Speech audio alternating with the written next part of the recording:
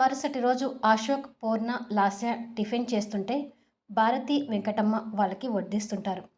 లాస్య తప్ప అందరి మొహాలు డల్లుగా కనిపిస్తుంటాయి. రేణు లాయర్తో మాట్లాడుతూ డైనింగ్ టేబుల్ దగ్గరికి వస్తుంటుంది.